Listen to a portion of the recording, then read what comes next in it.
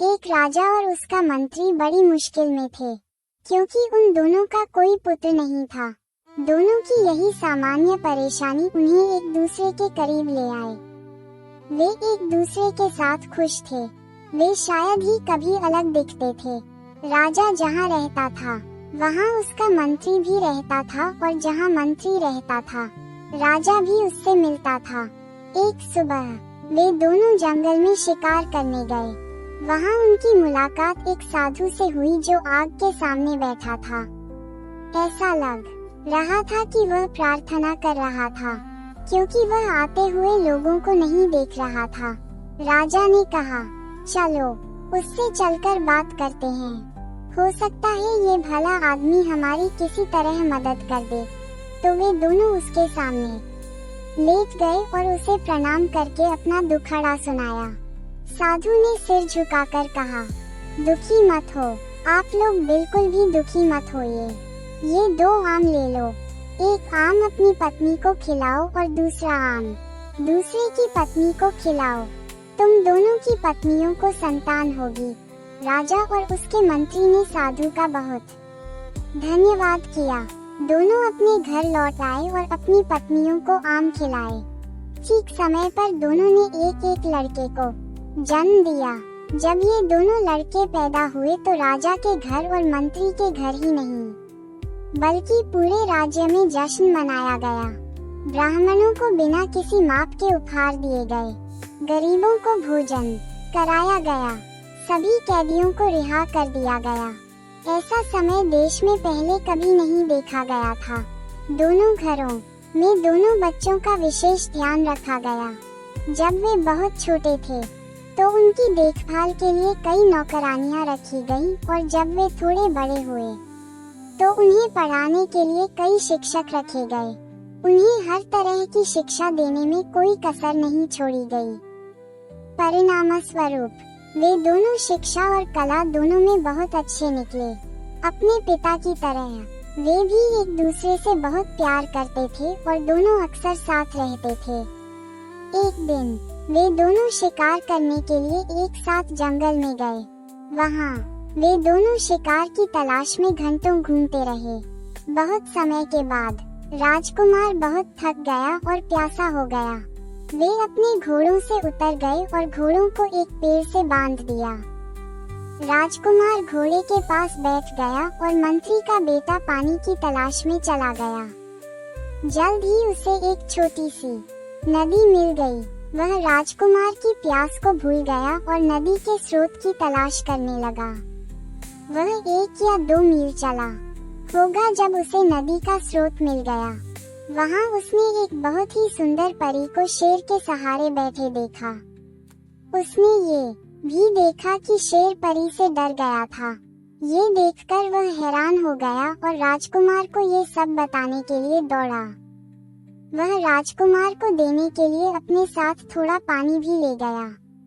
जब मंत्री का बेटा राजकुमार के पास पहुंचा, तो राजकुमार ने पूछा, तुम इतने दिनों से कहाँ थे और इतने डरे हुए क्यों लग रहे हो? तुम्हें क्या हुआ है? मंत्री के बेटे ने जवाब दिया, कुछ नहीं, कुछ नहीं। राजकुमार ने कहा, तुम्हारे चेहरे पर कुछ हो गया है। वह बता रहा है कि तुम्हें जरूर कुछ हुआ है। तब मंत्री के बेटे ने उसे बताया कि उसने एक बहुत ही सुंदर लड़की को देखा है। वह शेर के सहारे बैठी थी और शेर उससे बहुत डरा हुआ लग रहा था। उसकी सुंदरता का ऐसा जादू था। राजकुमार ने कहा, मैं भी ऐसी लड़की देखना चाहूँगा। तुम मुझे उसके पास ले चलो। मंत्री का बेटा राजी हो गया और दोनों लड़की की तरफ चल दिए। वहाँ पहुंचकर उन्होंने देखा कि शेर परी की गोद में सिर रखकर सो रहा था। मंत्री के बेटे ने कहा, डरो मत, हम इस बीच लड़की को पकड़ लेंगे। जब शेर सो रहा था तो दोनों लड़की के करीब गए। मंत्री के बेटे ने शेर का सिर उठाकर जमीन पर रख दिया, जबकि राजकुमार ने लड़की को पकड़ लिया और उसे वहां से अपने साथ ले गया। मंत्री का बेटा वहीं रहा। जब शेर उठा तो उसने मंत्री के बेटे के अलावा किसी और को नहीं देखा और कहा, अरे वह परी कहाँ चली गई? मंत्री के बेटे ने कहा, मेरे दोस्त, शेर ने कहा, तुम्हारा दोस्त उसे ले गया है। तुम उसे अपना दोस्त कहते हो जो तुम्हें मरने के लिए यहाँ छोड़ गया है। वह तुम्हारा दोस्त नहीं है, वह तुम्हारा सबसे बड़ा दुश्मन है। कोई भी सच्चा दोस्त अपने दोस्त के साथ ऐसा नहीं करेगा जैसा उसने तुम्हारे साथ किया है। अब मैं तुम्हें सच्चे दोस्तों की कहानी सुनाता हूँ। एक बार की बात है, 3 दोस्त थे, एक राजकुमार, एक ब्राह्मण और एक बढ़ई। तीनों के पास अपने अपने विशेष कौशल थे।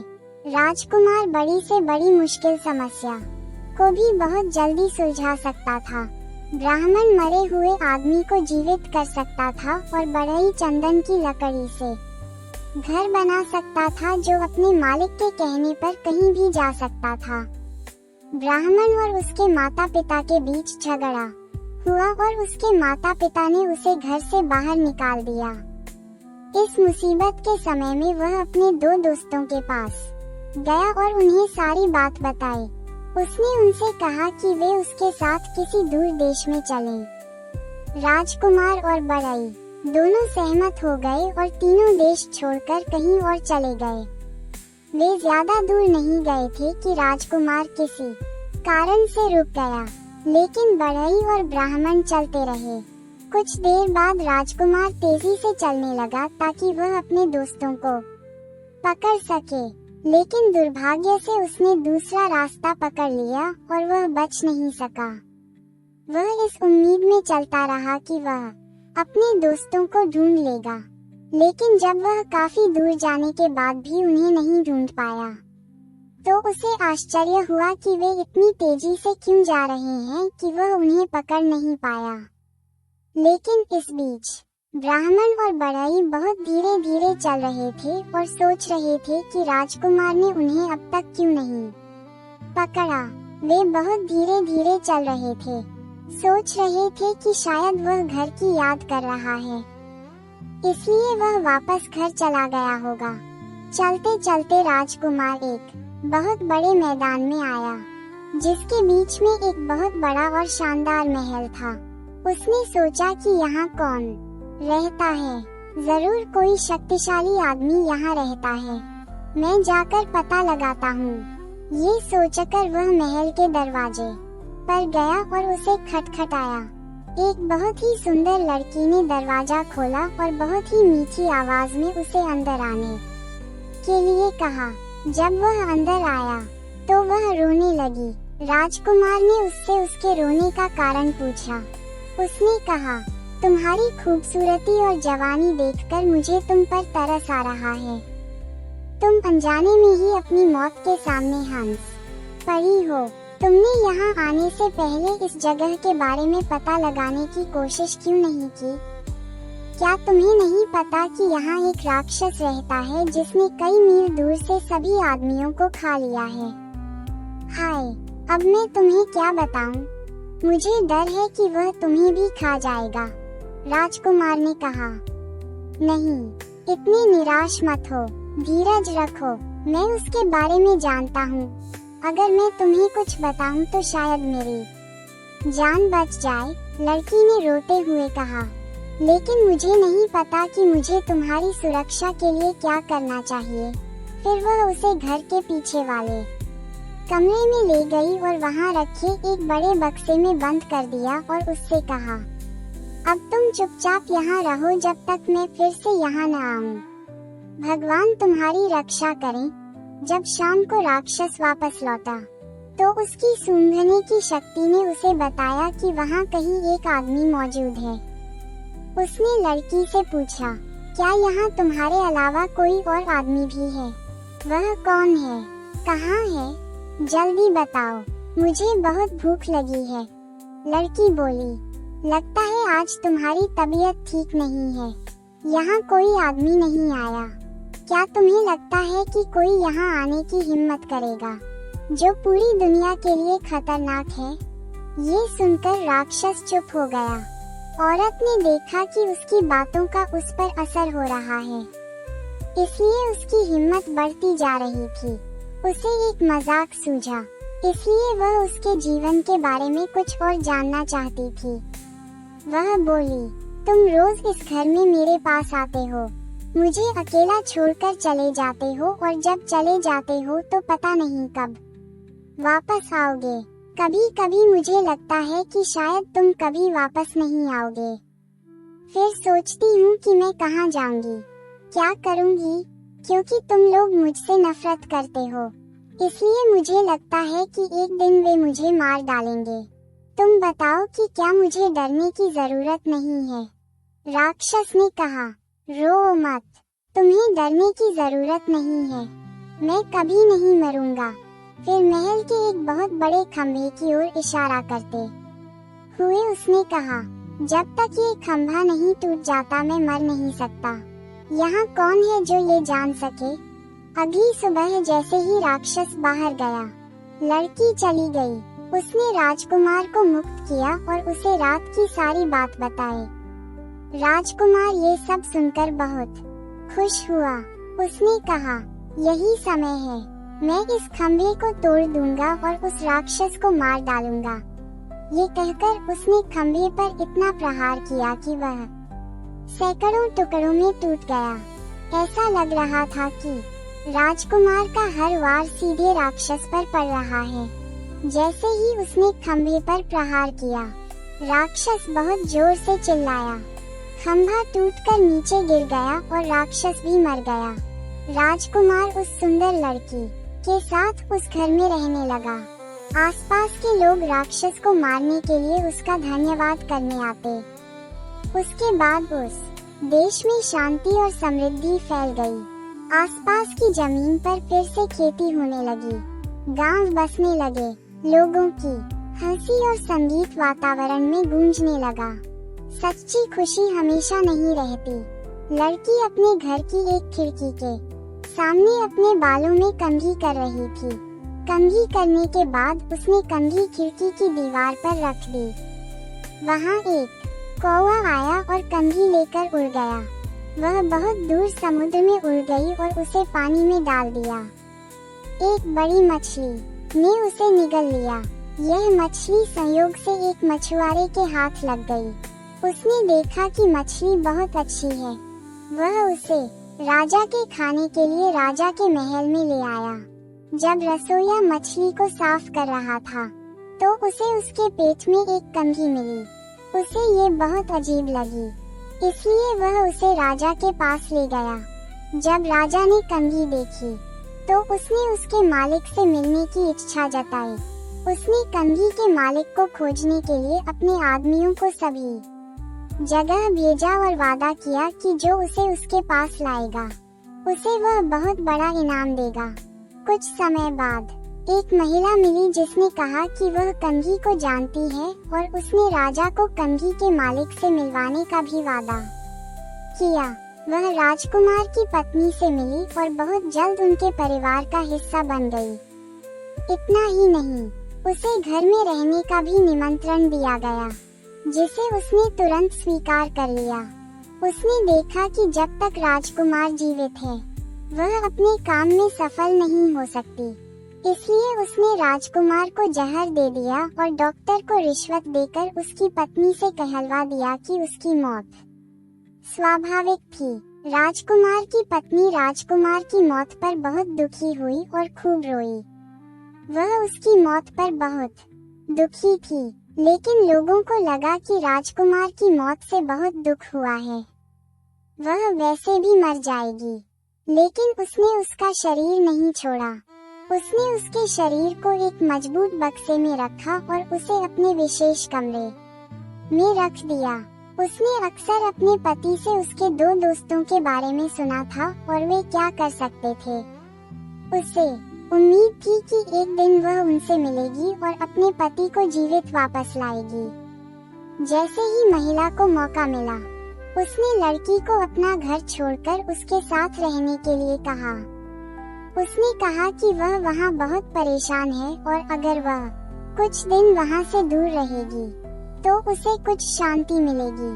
लड़की सहमत हो गई और उसके साथ चली गई। जैसे ही वह घर पहुंची, महिला ने राजा को बताया कि वह अपने उद्देश्य में सफल हो गई है।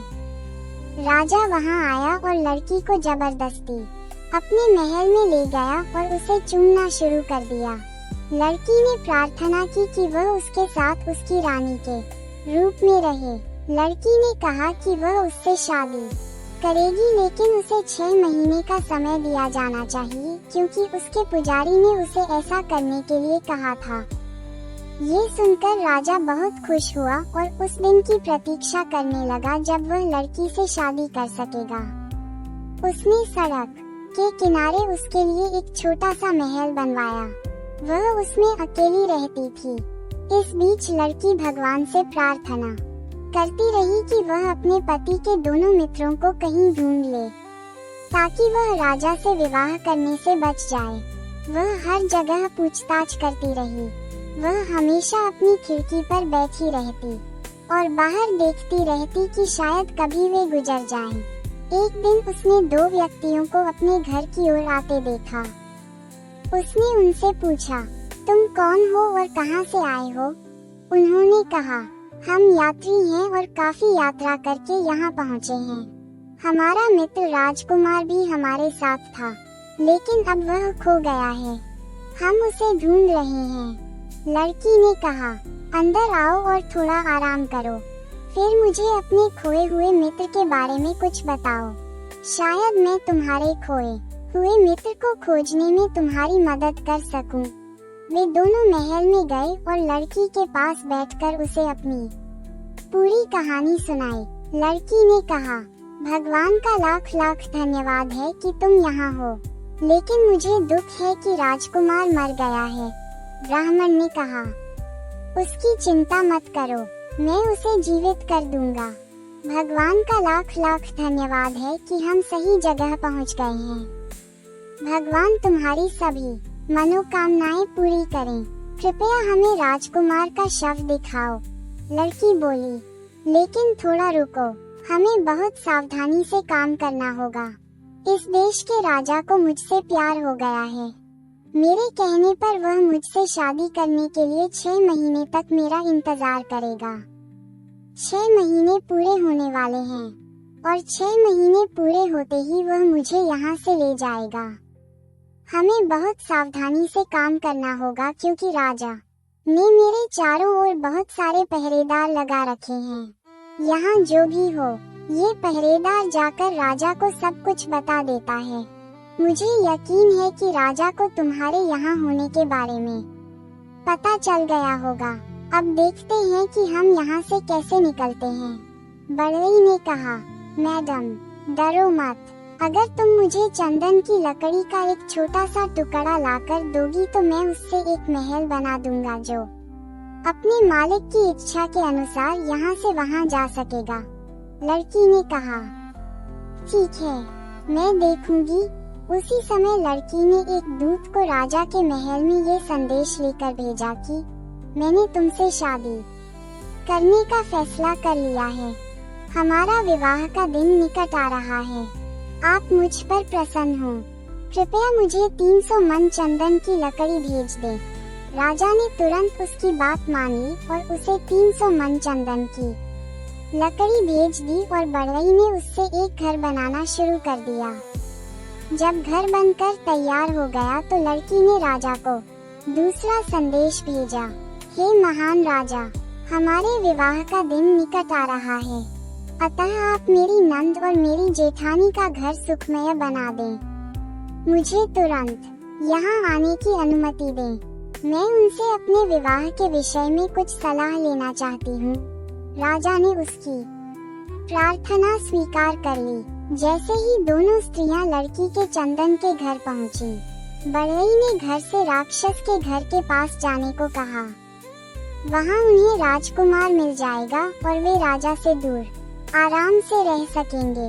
बढ़ई के ये कहते ही चंदन का घर उड़ गया और वह बिना कोई आवाज किए उड़ गया। किसी को पता नहीं चला कि क्या हो रहा है। वे सभी अभी इसके निर्माण की प्रशंसा कर ही रहे थे कि अचानक उन्होंने खुद को मृत राक्षस के महल के पास पाया। लड़की ब्राह्मण को राजकुमार की लाश के पास ले गई। ब्राह्मण ने बस उसका हाथ छुआ और वह जीवित हो गया। सभी लोगों में खुशी की लहर दौड़ गई।